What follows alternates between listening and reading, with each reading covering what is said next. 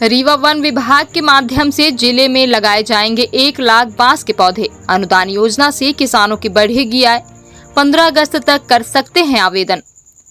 रीवा किसानों की आय बढ़ाने के लिए मध्य प्रदेश सरकार बांस मिशन योजना चला रही है। इस योजना का लाभ लेकर कोई भी किसान कृषि क्षेत्र में निजी भूमि पर बांस रोपण कर अनुदान योजना का लाभ ले सकता है। डीएफओ रीवा अनुपम शर्मा ने योजना के बारे में जानकारी देते हुए बताया कि किसान वन विभाग के माध्यम से बांस का रोपण कर सकते हैं और अनुदान योजना का लाभ उठा सकते हैं। उन्होंने बताया कि 3 वर्षों में 120 रुपए अनुदान के रूप में राशि दी जाती है।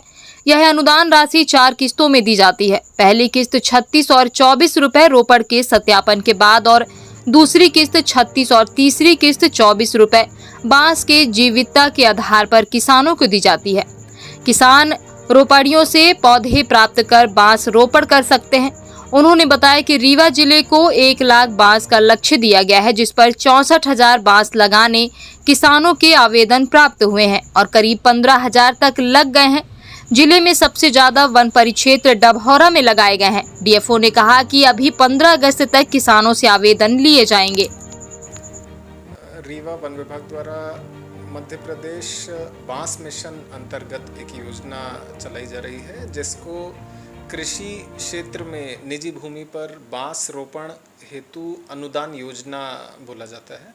इस योजना के अंतर्गत जो किसान लोग हैं, उन्नत किसान हो या जो भी किसान हो, अगर उनके पास में कोई उनकी निजी भूमि है और वहाँ पे वो बांस लगाना चाहते हैं तो वन विभाग के माध्यम से लगवा सकते हैं, जिसके लिए उनको 120 रुपया 3 साल में अनुदान की राशि प्रदाय की जाती है। ये अलग अलग 4 किस्तों में होता है। प्रथम वर्ष में 36 रुपये और 24 रुपये, दूसरे वर्ष में 36 रुपये, तीसरे वर्ष में 24 रुपये। ये अनुदान मिलने की सबसे मेन शर्त होती है कि सबसे पहला अनुदान का जो किस्त है 36 रुपये, वो तो रोपण के उपरांत दिया जाता है, उसके सत्यापन के उपरांत, और जो बाद वाली किस्तें हैं वो जीवितता के आधार पर दिया जाता है। इसमें बांस मिशन ने कई लगभग 100 के आसपास रोपणियाँ एक्रेडिट कर रखी हैं। उनसे ही बांस के पौधे प्राप्त किए जा सकते हैं।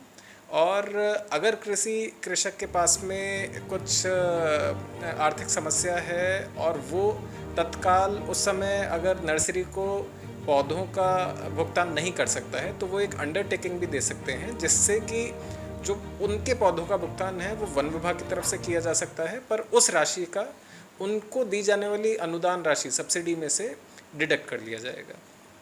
हमें रीवा वन मंडल को 1 लाख बांस पौधे लगवाने का लक्ष्य दिया गया था, जिसमें अभी वर्तमान तक लगभग 64,000 बांस पौधे लगाने का आवेदन हमारे पास आ चुके हैं, जिसमें से लगभग 10-15 हज़ार तक अभी लग भी गए हैं।